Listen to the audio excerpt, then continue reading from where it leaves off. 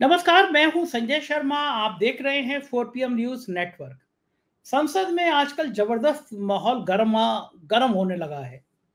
राहुल गांधी और अखिलेश यादव ने मिलकर लोकसभा अध्यक्ष और भारतीय जनता पार्टी के शीर्ष नेताओं को मुगले आजम का वो डायलॉग याद दिला दिया है। उसमें कहता है, अनारकली से कहते हैं अकबर कि सलीम तुझे मरने नहीं देगा और हम तुझे जीने नहीं देंगे अनारकली। जब दोनों नेता बोलते हैं तो मुझे लोकसभा अध्यक्ष के चेहरे को देख के बड़ा तरस आता है। उनकी गद बना दिया इन दोनों नेताओं ने। मैं रोड शो करता हूँ अभय दुबे जी के साथ, जाने वाले पत्रकार एबीपी पे आते हैं, बहुत अच्छी किताबें लिखी हैं, बहुत बड़े पत्रकार है। मैंने उनसे पूछा, ये सलीम अनारकली का डायलॉग लेके पूछा उनसे कि क्या लगता होगा। उन्होंने बताया कि किस तरह भारतीय जनता पार्टी के नेता अहंकार में अभी भी डूबे हुए हैं। उनका दावा है कि भाजपा दिन पर दिन अपना नुकसान कर रही है और उन्होंने कहा कि हिंदुत्व का कार्ड चलने वाला नहीं है। मैंने उनसे पूछा, लेकिन उत्तर प्रदेश में तो अभी भी हिंदुत्व को गरमाने की कोशिश की जा रही है। कांवड़िया कितनी गुंडागर्दी कर रहे हैं, बिल्कुल खुलेआम अराजकता कर रहे हैं, तब भी योगी सरकार कांवड़ियों को प्रमोट कर रही है। उनके नेम प्लेट को लेकर इतना बड़ा विवाद हुआ और अब उत्तर प्रदेश में लव जिहाद बिल आ गया, तो अभी भी हिंदू लाइन पे है। अभय दुबे जी का क्या कहना है, ये बातचीत मैं सीधा आपको ले चलता हूँ। आपसे रिक्वेस्ट है, चैनल को ज्वाइन कीजिएगा, सब्सक्राइब करिएगा। चलते हैं अभय दुबे जी के पास। 4 PM न्यूज नेटवर्क में स्वागत है अभय दुबे जी आपका। लोकसभा के अध्यक्ष बहुत सारे आए, बहुत सारे चले गए। कुछ लोकसभा अध्यक्ष याद रह गए। सोमनाथ चटर्जी भी उनमें से एक थे। अपनी पार्टी के की बात नहीं मानते थे क्योंकि एक चेयर की गरिमा होती है। देश के जनमानस में ये बात लगातार बढ़ती चली जा रही है, मानने लगे हैं वो कि मौजूदा लोकसभा अध्यक्ष जो कर रहे हैं वो ठीक नहीं है। और राहुल गांधी ने तो शायद कसम खा रखी है कि लोकसभा अध्यक्ष को ना हंसने देंगे और ना रोने देंगे। वो एक नए सिरे से ऐसी खिंचाई करते हैं। वो मुगले आजम पिक्चर देखी थी मैंने, उस जमाने का डायलॉग था, सलीम तुझे जीने नहीं देगा अनारकली, सलीम तुझे मरने नहीं देगा अनारकली, हम तुझे जीने नहीं देंगे। कोई वही कुछ कुछ स्टाइल चल रहा है। अखिलेश यादव आज राहुल गांधी के सुर में सुर मिलाते हुए जब जाति वाली बात पूछी अनुराग ठाकुर ने, अखिलेश यादव ने बहुत करारा जवाब दिया। इन दोनों की जो जुगलबंदी है संसद में जो हो रहा है, आपका क्या मानना है कि क्या क्या संकेत देखिए, बहुत दिन की बात नहीं है, बहुत जल्दी ही दोनों मिलकर उत्तर प्रदेश का चुनाव जीतेंगे और उसमें ज्यादा जाहिर है कि समाजवादी पार्टी अकेले दम पे भी बहुमत पहुंच सकती है, लेकिन कांग्रेस का योगदान उसके अंदर बहुत महत्वपूर्ण होगा। और जो उत्तर प्रदेश में स्थिति है, जो सारे देश में स्थिति है, जो घटनाओं का प्रवाह है, समय का जो प्रवाह है, वो उसी दिशा में जा रहा है, वक्त उसी दिशा में जा रहा है। और इसको नरेंद्र मोदी, अमित शाह, जगत प्रकाश नड्डा, मोहन भागवत, कोई इसको रोक नहीं सकता है। ये मैं आपके चैनल पे एक भविष्यवाणी कर रहा हूं, इसको आप नोट कर लीजिए आज। हाँ, करते नहीं आप आमतौर पर भविष्यवाणी। देखिए, साफ दिखाई पड़ रहा है, कोई रोक नहीं सकता है। प्रतिदिन इन लोगों की लोकप्रियता, अखिलेश की, राहुल गांधी की और टीएमसी के जो लोग बोलते हैं, ममता बनर्जी की, स्टैलिन की, इन सबकी लोकप्रियता लगातार बढ़ती जा रही है। और जिस एक ही व्यक्ति इसकी लोकप्रियता लगातार घट रही है, उसका नाम है नरेंद्र मोदी। जल्दी ही इसका कोई ना कोई सर्वे आएगा और सर्वे में मेरी बात की तस्दीक होगी, मैं आपको अभी से कहता हूं। उसकी वजह यह है कि 4 जून के बाद में विपक्ष ने ऐसा कोई कदम नहीं उठाया है जो कि उसके लिए नुकसानदेह हो, और भाजपा ने ऐसा कोई कदम नहीं उठाया है जो उसके लिए फायदेमंद हो। ये ऐसी स्थिति मैंने बहुत देखी नहीं है। आमतौर पर स्थितियां जो होती हैं मिली जुली होती हैं, कुछ इनका होता है, कुछ उनका होता है। यहाँ पे पलड़ा केवल एक ही पक्ष का भारी है। और नरेंद्र मोदी जो कुछ भी बजट के बारे में, अर्थव्यवस्था के बारे में सार्वजनिक रूप से बोल रहे हैं, वो उसकी गोट पूरी तरह पिट चुकी है। अग्निवीर के बारे में आज मैंने मेजर जनरल विशंबर दयाल को, आप भी उन्हें कभी अपने चैनल पे जरूर बुलाइए, और कांग्रेस की प्रवक्ता अनुमा आचार्य को, और एक और ब्रिगेडियर थे उनको, उन सबको बोलते हुए अग्निवीर के ऊपर सुना। मैं आपको बताऊं कि उन लोगों को सुनने के बाद में मुझे तो नहीं लगा कि अग्निवीर योजना एक पल के लिए भी रहनी चाहिए। इसको तुरंत कूड़ेदान में फेंक देना चाहिए, और जिन लोगों को अग्निवीर के तौर पर अभी फौज में कमीशन मिला है, उनका कमीशन परमानेंट कर देना चाहिए। बिल्कुल, ये बिल्कुल सीधी बात मैं कह रहा हूं। कांग्रेस ने क्या किया है कि बजट में पूरी अर्थव्यवस्था की जिम्मेदारी निजी क्षेत्र को सौंप दी है। रोजगार भी आपको बढ़ाना है, निवेश भी आपको करना है, ताकि अर्थव्यवस्था के इंजन का वो काम कर सके। अभी केवल सरकार ही जो है मतलब वो निवेश कर रही है। अच्छा, भारत के इतिहास में कभी भी निजी क्षेत्र ने अर्थव्यवस्था के इंजन का काम किया नहीं है, कभी नहीं किया। ग्लोबलाइजेशन के बाद भी नहीं किया, 1990 के बाद भी नहीं किया, जो नरसिंह राव और मनमोहन सिंह और चिदम्बरम ने मिलकर और मोंटेक सिंह अहलूवालिया ने मिलकर जो एक भारतीय अर्थव्यवस्था का उदारीकरण किया था, उसके बाद भी नहीं किया। और इस वक्त निजी क्षेत्र इस स्थिति में है भी नहीं। ईमानदारी से कहें, मैं निजी क्षेत्र का कोई बहुत बड़ा प्रशंसक नहीं हूं, तो मैं सरकार ने उसके ऊपर जो बोझ डाला है वो गलत बोझ डाला है। जब आपकी फैक्ट्री में बना हुआ माल पूरा बिक ही नहीं रहा है और फैक्ट्री 100% क्षमता से काम नहीं कर रही है, आपसे कैसे उम्मीद की जा सकती है कि आप और निवेश करेंगे? अगर संजय जी, अगर किसी व्यापारी का धंधा ठीक से नहीं चल रहा है, फिर उससे उम्मीद करना कि वो और ज्यादा अपने और ज्यादा दुकानें खोल लेगा। क्यों खोलेगा दुकानें नहीं खोलेगा तो रोजगार, दुकान खोलेगा तो कुछ लोगों को रोजगार मिलेगा उसमें। बिल्कुल सीधी सी बात है। यही कारण है कि जब स्वामीनाथन अय्यर ने बजट के ऊपर कुछ उद्योगपतियों से विचार विमर्श किया और उनसे पूछा कि सरकार जो आपको सब्सिडी दे रही है उस पर आप कितने लोगों को रखेंगे, सबने एक स्वर से कहा किसी को नहीं रखेंगे, एक व्यक्ति को नहीं रखेंगे। उन्होंने सोमवार रविवार को लिख भी दिया टाइम्स ऑफ इंडिया में ये बात।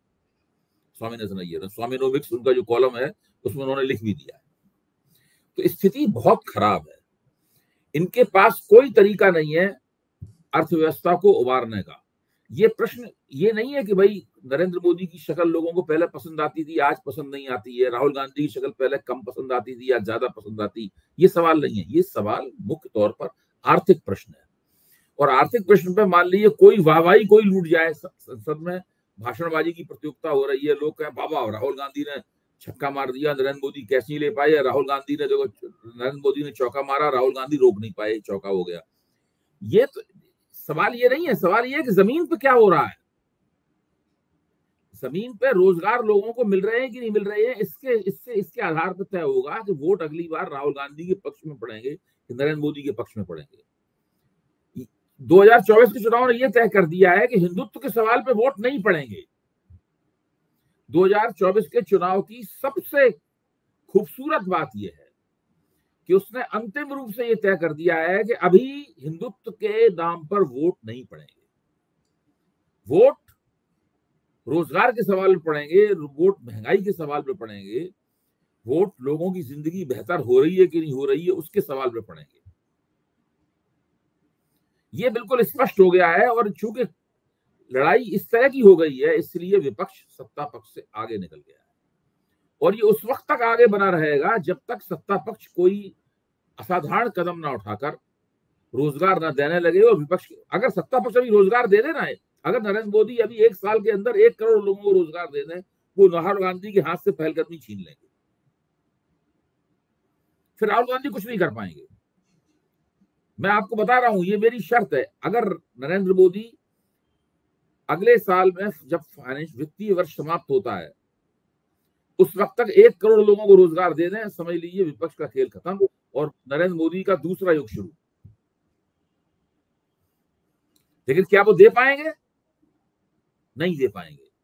वो 1 करोड़ नहीं, किसी एक व्यक्ति को रोजगार नहीं दे पाएंगे, क्योंकि उनके पास जिन्होंने जिन लोगों को रोजगार देने की जिम्मेदारी दी है कि हम तुम्हें इतनी सब्सिडी देंगे, उनमें से कोई एक भी रोजगार नहीं देगा। मोदी जी तो कह रहे थे कि 8 करोड़, उसकी कोई गलती नहीं, उसको रोजगार दे नहीं सकता वो।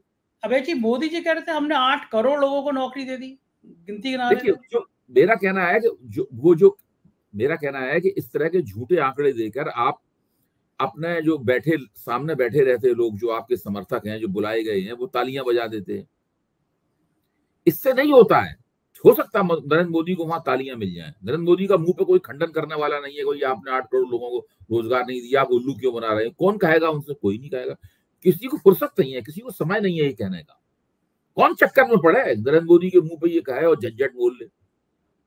कौन चक्कर में पड़े? सीधी बात यह है कि अर्थव्यवस्था एक ऐसा मसला है जहां लफाजी काम नहीं देती, जहां झूठे आंकड़े काम नहीं देते।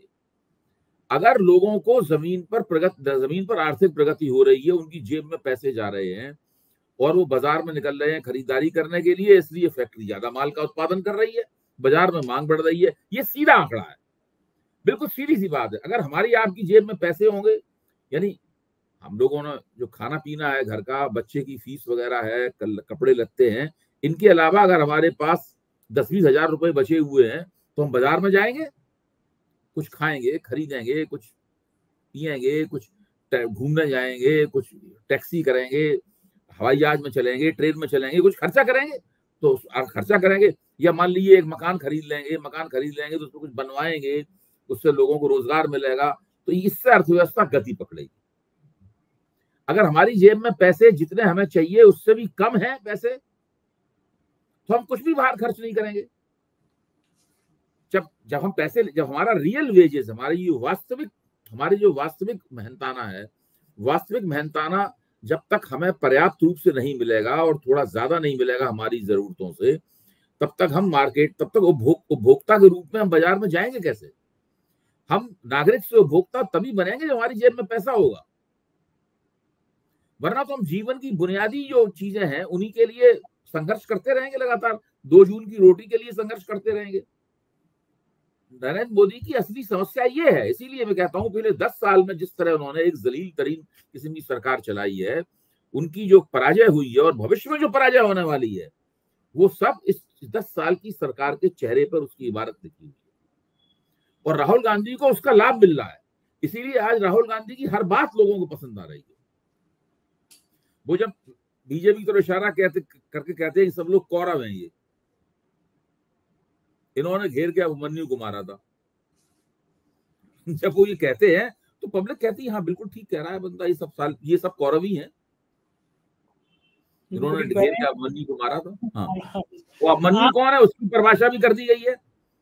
अभिमन्यु मध्य वर्ग है, अभिमन्यु ओबीसी है, अभिमन्यु दलित है, अभिमन्यु आदिवासी है, अभिमन्यु अग्निवीर है, सबकी उनकी परिभाषा कर दी गई है। तो बिल्कुल तय हो गया है कि अभिमन्यु कौन है और अभिमन्यु को मारने वाले कौन है, ये मैं कहता हूं।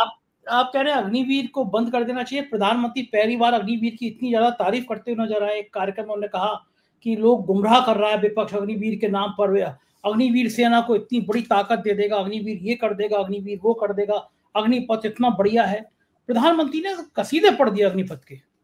मुझे तो लगता है कि प्रधानमंत्री मुंह पे कसीदे पढ़ रहे हैं, अंदर ही अंदर ये जांच करवा रहे हैं अग्निवीर की, अंदर ही अंदर ये अपने समर्थक अफसरों द्वारा, अपने एक्सपर्ट्स द्वारा ये जांच करवा रहे हैं कि भैया इसका क्या किया जाए। बस कम से कम मेरा मानना और मेरी जानकारी तो ये है, ये दुतरफा काम हो रहा है। ऊपर तो कसीदे पढ़े जा रहे हैं और लगातार नरेंद्र मोदी कोशिश कर रहे हैं दिखाने की कि अग्निवीर को बिल्कुल ठीक समझते हैं, लेकिन अंदर ही अंदर इनके लोग जो हैं वो सोच रहे हैं कि क्या किया जाए, इस योजना को ट्वीक कैसे किया जाए, और अगर ट्वीक ना किया जाए तो वापस लेना पड़ेगा। देखिए अग्निवीर का मामला दोनों सिरों पे अभी खुला हुआ है, प्रधानमंत्री के बयानों से हम भ्रमित ना हो, ये अंदर ही अंदर सरकार में तैयारी चल रही है कि क्या किया जाए। अचानक एक दिन हो सकता है नरेंद्र मोदी प्रकट हो और कहे कि भाई अग्निवीर योजना लोगों को समझा, जैसे उन्होंने किसानों के बारे में कहा था कि हमारी तपस्या पूरी नहीं हुई, हम किसानों को नहीं समझा पाए, हम वापस लेते हैं तीनों कानून, अग्निवीर योजना भी वापस ले लेंगे। अबे जी बड़ी मुसीबत हो जाएगी। जैसे मुझे याद आ रहा है उस समय चुनाव से पहले अग्निवीर वापस ले सकते हैं, मैं आपको बता रहा हूँ। चुनाव से पहले मुझे भी लग रहा है, मैं यही बात कह रहा था आपसे कि मुझे उन पे तरस आ रहा है। गोदी मीडिया के कुछ एंकर जो किसान जब बिल आए थे तो कह रहे थे, वो घंटों घंटों शो करते थे कि देश का इतिहास बदल दिया और देश में तो इतना क्रांति कभी हुई नहीं, मास्टर स्ट्रोक, 3 किसानों के बिल, अब तो किसान का बच्चा सब लोग मास्टर स्ट्रोक। वही एंकर जब वापस ले लिया कृषि कानून बिल तो कह रहे थे योगी का मास्टर स्ट्रोक, मोदी का मास्टर स्ट्रोक, मोदी ने वापस ले लिया। तो मुझे लग रहा है कि ऐसा नहीं होगा जो अग्निवीर की तारीफों में शो कर रहे हैं कि अग्निवीर योजना बहुत अच्छी, कुछ दिनों बाद हरियाणा चुनाव से पहले सब लोग प्यादे हैं। देखिए प्यादों की क्या औकात, प्यादे जो हैं वो बादशाह वजीर जैसे कहते हैं उस तरीके से चलते हैं प्यादे। नरेंद्र मोदी बादशाह हैं और उनके वजीर हैं अमित शाह, वो जिस तरह कहेंगे उस तरह गोदी मीडिया के ये एंकर और ये सब लोग चलेंगे। इसलिए उनके ऊपर तो चर्चा करके हम लोगों को समय खराब नहीं करना चाहिए, मेरा मानना ये है, मुझे लगता ये है कि अगर मोदी को कोई ऐसा कोई तोड़ नहीं मिला। अब देखिए आज कितनी बढ़िया बात हुई कि अनुमा आचार्य ने, कांग्रेस की प्रवक्ता है लेकिन वो एयरफोर्स की अफसर है, और वो उसी स्क्वाड्रन की अफसर हैं जिस स्क्वाड्रन ने बालाकोट स्ट्राइक की थी। उन्होंने बताया, तो उन्होंने बताया कि ये जो कहा जा रहा है कि हमने वहां 5% आरक्षण दे दिया, वहां 10% आरक्षण दे दिया, पुलिस में दे दिया, सीआरपी में दे दिया, फलानी जगह दे दिया, ढिकानी जगह दे दिया। उन्होंने कहा कि पूर्व सैनिकों को जो एक आरक्षण देने की एक 5% या कितने परसेंट आरक्षण दिया गया था, वो आज तक वास्तव में नहीं मिला है। उसके लिए एक कोई मेजर जनरल है, वो अदालत में 2 साल से मुकदमा लड़ रहे हैं, लेकिन कोई आरक्षण नहीं मिला है। ये सब जो बातें की जाती हैं, ये सब मीडिया के कंजप्शन के लिए होता है। तो आप सोचिए, तो एक मेजर जनरल थे, उन्होंने स्पष्ट रूप से कहा कि फौज जो है ना, फौज एम्प्लॉयमेंट एक्सचेंज नहीं है कि वहां पे आप लोगों को भर्ती करें फिर वो दूसरी जगह नौकरी पाने की लाइन में लग जाएं। सही बात है, बिल्कुल सही बात है, बिल्कुल सही बात, बिल्कुल एम्प्लॉयमेंट एक्सचेंज नहीं है, एकदम सही कहा। मतलब ये बात कह के तो उन्होंने और दूसरे ये जो अग्निवीर को हम इतने दिनों में तैयार कर, उन्होंने कहा कि फौज की जो 10 महीने की या जो भी फौज की ट्रेनिंग का समय होता है, उसका वो बहुत रिसर्च करके उस समय निर्धारित किया गया है। कितने दिन हम उसको क्या सिखाते हैं, राइफल चलाना सिखाते हैं, कितने दिन हम उसे टैंक चलाना सिखाते हैं, कितने दिन उसे हम ट्रांसमीटर चलाना सिखाते हैं, कितने दिन क्या चलाना सिखाते हैं, वो सब फिक्स है। आप ये नहीं कर सकते कि अग्निवीर को आप उससे कम बहुत समय में सब कुछ सिखा दें। ये सब फौज को कमजोर कर रहा है बहुत ही। आज तो इतनी खुल के बातचीत हुई है, मेरा तो बहुत ज्ञान बढ़ा उसको बातचीत को सुनते। मैं भी सुन रहा था, देख रहा था कि ये देखिए, इन लोगों का बीजेपी वालों को पता नहीं क्या चक्कर है, इनका सबका कबाड़ा हो चुका है, और ये अपने कबाड़े को और ज्यादा बढ़ा रहे हैं, और ज्यादा उसको संगीन बना रहे हैं, और नुकसानदेह कर रहे हैं। इनको चाहिए कि फौरन अपनी तमाम नीतियों पर पुनर्विचार करें, उसमें संशोधन करें, जनता से माफी मांग लें, तो उससे जनता उन्हें माफ कर देगी। कोई नेता अगर जो नेता पहले जनता का रहनुमा रह चुका हो, अगर वो गलती करता है, माफी मांगता है, कहता है ठीक है भाई गलती कर दी इसने, मान रहा है सही काम कर रहा है, कोई दिक्कत नहीं है, जनता उसे माफ कर देगी। मोदी जी भी कह सकते हैं कि मेरी तपस्या में कोई कमी रह गई इसलिए मैं अग्निवीर वापस ले रहा हूँ। ये नहीं कहना, इन्हें कहना पड़ेगा कि हमसे गलती हो गई अग्निवीर योजना लाके, अग्निपथ योजना लाके। तपस्या नहीं होगा यहाँ पे, वो करना पड़ेगा। देखिए इन लोग, मैं बता रहा हूँ, जब उन्होंने किसान बिल वापस लिए तीनों, लेकिन उन्होंने तोहमत डाली किसान समझ नहीं पा रहे। मोदी का तर्क ये था कि हमने समझाने की कोशिश की, किसान समझ नहीं पाए, इसलिए मैं वापस दे रहा हूँ। तो उसका नतीजा ये हुआ कि सारे किसान मोदी के खिलाफ हो गए। जब आप माफी मांगते हैं तो माफी जो है इफ्स एंड बट्स के साथ में, किंतु परंतु के साथ नहीं मानी जाती। सही बात है। हाथ जोड़ के मांगा था, मुझसे गलती हो गई, हमें आप क्षमा कीजिए, बस बिल्कुल सही। 2 बार बोले जाते हैं केवल, हमसे गलती हो गई, आप क्षमा कीजिए, आगे से हम सुधारने की पूरी कोशिश करेंगे। किंतु परंतु आपने ऐसा कहा था, हमने ऐसा कहा था, ये कोई बहस नहीं है। क्षमा मांगना बहस करना नहीं है।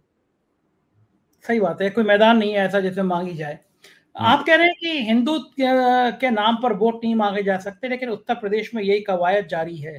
पहले कावड़ यात्रा पे एक डिस्प्यूट पैदा करने की कोशिश की गई योगी जी द्वारा कि कम से कम हिंदू मुसलमान का नैरेटिव सेट हो, और आज कल यूपी के विधानसभा में लव जिहाद, मतलब वो अभी भी कावड़ लव जिहाद, इससे आगे जा ही नहीं रही उत्तर प्रदेश सरकार, तो अभी भी उसी इसीलिए आमतौर पर तमाम पत्रकार लोग जो निष्पक्ष किस्म के मान रहे हैं कि BJP 350 seat हारेगी। BJP Uttar Pradesh में 350 से 350 सीट के बीच हारेगी, क्योंकि ये जो रवैया है ना, कि उन्हें पता ही, जब तक आप ये नहीं स्वीकार करेंगे कि आप चुनाव क्यों हारे, तब तक आप हारते ही रहेंगे। ये बहुत, देखिए ये सब ये जो कर रहे हैं लव जिहाद और वो कांवड़ यात्रा वगैरह कर रहे हैं, ये सब भारतीय जनता पार्टी के अंदर जो संघर्ष चल रहा है उसमें जीत हासिल करने के लिए कर रहे हैं। दरअसल वोटरों का मन जीतने के लिए कर भी नहीं रहे। उन्हें भी पता है कि अभी वोटरों का मन जीतने के लिए हम नहीं कर रहे। आज मेरी समाजवादी पार्टी के एक पदाधिकारी से मुलाकात हुई, तो मैंने पूछा कि भाई आप उपचुनाव जो होंगे उसमें 5 सीटें तो समाजवादी पार्टी की हैं, 3 उसमें बीजेपी की हैं, 1 राष्ट्रीय लोकदल की है और 1 निषाद पार्टी की सीट है। तो उनका कहना यह था कि हमारी 5 सीटें तो कोई जीत ही नहीं सकता है, वो तो हम बहुत बड़े बहुमत से जीतेंगे, और हम राष्ट्रीय लोकदल की भी 1 सीट छीन सकते हैं। तगड़ा काफी विश्वास था। और बीजेपी से भी हम 2 सीटें छीन सकते हैं, ये उनका कहना। तो परिस्थितियां जो हैं वो इन लोगों के पूरी तरह खिलाफ जा चुकी हैं। हालांकि मैं ये नहीं मानता हूं कि उपचुनाव के नतीजे जो आएंगे उनके आधार पर हम भविष्य का अनुमान लगाएं। अगर विपक्ष के पक्ष में जाते हैं, सत्ता पक्ष के पक्ष में जाते हैं, फिर भी मैं उनको वो मानक स्वीकार करने के लिए मैं तैयार नहीं हूं कि उनकी वजह से ये होगा। असली लड़ाई, असली फैसला तो जो 3 विधानसभाओं के चुनाव इस साल होने वाले हैं उसके नतीजों के आधार पर होगा। फिर अगले साल फिर जो 3 विधानसभाओं के चुनाव होंगे उसके नतीजों के आधार पर होगा। और उसके बाद तो हम जानते ही हैं कि 2026 शुरू हो जाएगा। यानी 2026 शुरू होने का मतलब है कि उत्तर प्रदेश विधानसभा के चुनावों के लिए पूरी पेशबंदी शुरू हो जाएगी। अखिलेश यादव ने कल पार्लियामेंट में कस के धोया, कहा कि हिम्मत नहीं हो रही है, मोदी शाह का नाम नहीं लिया लेकिन कह दिया कि हिम्मत नहीं हो रही है, जिन्होंने यूपी को हराया उनको हटा के दिखा दो, तो वो नमस्ते भी नहीं करते तुमको। मतलब जो अखिलेश यादव का जो ये डायलॉग था वो कितना बुरा लगा हुआ कि खुलेआम कह रहे हैं कि योगी तुम्हें नमस्ते भी नहीं करते। वो वीडियो इतना वायरल हो रहा है ना कि योगी ने नमस्ते नहीं करी अमित शाह को, मोदी को। अब आप देखिए अखिलेश जी का भाषण तो बहुत अच्छा था, मैंने सुना। जो अनुराग ठाकुर ने राहुल गांधी के ऊपर जो आक्षेप किया कि जिसे अपनी जात का नहीं पता वो आदमी जातिगत जनगणना की बात कर रहा है, मैं ये कहता हूं कि ये कह के अनुराग ठाकुर ने अपने पैरों पे नहीं, भारतीय जनता पार्टी के पैरों में कुल्हाड़ी मार ली है। इतनी ज्यादा हमदर्दी राहुल गांधी को उनके इस डायलॉग के कारण मिलेगी जिसकी वो अभी कल्पना भी नहीं कर सकते। राहुल गांधी ने क्या जवाब दिया कि इन्होंने मुझे गाली दी है लेकिन मैं इनसे माफी नहीं मांग, ये नहीं कह रहा हूं आप माफी मांगिए, मैं संघर्ष कर रहा हूं, मुझे बहुत ही लोग गालियां दे रहे हैं लेकिन मैं नहीं कहता हूं कि कोई माफी मांगे, मुझे आपकी माफी नहीं चाहिए। ये जो डायलॉग का एक्सचेंज हुआ है, ये एक्सचेंज पूरी तरीके से राहुल गांधी के पक्ष में गया है। जिसने भी ये बहस सुनी होगी वो राहुल गांधी का मुरीद हो गया होगा। देखिए राहुल गांधी के वोटर, उनके समर्थक प्रतिदिन बढ़ रहे हैं। इस चीज को बीजेपी वाले तब समझेंगे जब उनके पैरों के तले जमीन पूरी तरह खिसक चुकी होगी। ये बात तो देखिए अखिलेश यादव को कितना गुस्सा आया। अखिलेश यादव बोले कि आपने पूछी कैसे जाति राहुल गांधी की, मतलब एक तरह की हिम्मत कैसी हुई आपकी जाति पूछने की। बिल्कुल ठीक कहा, बिल्कुल ठीक किया उन्होंने। ये और मैं बता रहा हूँ पूरा जिस तरह से अखिलेश का भाषण और अनुराग ठाकुर का भाषण और राहुल गांधी ने उसके ऊपर जवाब दिया, मैं बताऊं हर चीज 4 जून के बाद में ऐसा कुछ भी नहीं किया विपक्ष ने जो उसके खिलाफ जाता हो। पूरी तरीके से ये जो अनुराग ठाकुर ने कहा है ये उनके लिए बहुत नुकसानदेह साबित होगा। गया आप संसद में खड़े होकर किसी व्यक्ति के ऊपर ये कहें कि जिसे अपनी जाति का नहीं पता वो इस तरह की बात कर रहा है। जातिगत जनगणना का सवाल कोई हमारी कौन सी जाति है इससे थोड़ा तय होता है। मैं जातिगत जनगणना का समर्थक हूँ कि मेरे नाम के साथ मेरा जात सूचक नाम लिखा हुआ है दुबे, सब लोग जानते हैं कि ये दुबे है और ये ब्राह्मण परिवार में पैदा हुआ है। इसका मतलब ये है कि हमें जातिगत जनगणना की मांग करने का अधिकार ही नहीं है या उसके पक्ष में तर्क देने का अधिकार नहीं है।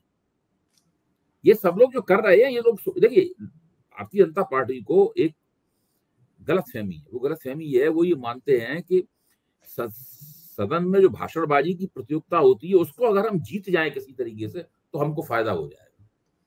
ये मसला दूसरा हो गया है पूरी तरह। पिछले 10 साल में ये सब होता रहा है, इससे उनको गलतफहमी हो गई है, मुगालता हो गया है उन्हें। मसला ये हो गया है कि आप सदन में कुछ भी कहते रहें, आप वहां अपनी गोटी लाल कर लें, आप विपक्ष को परास्त कर दें, लाजवाब कर दें, उसको चुप करा दें। सवाल यह है कि जमीन पर क्या हो रहा है, रोजगार मिल रहे हैं कि नहीं मिल रहे हैं, महंगाई कम हो रही है कि नहीं हो रही है, अग्निवीर योजना का क्या हो रहा है, ये प्रश्न है केंद्र में। जिस तरह अनुराग ठाकुर ने कहा उससे फिर अहंकार की बू नहीं आती।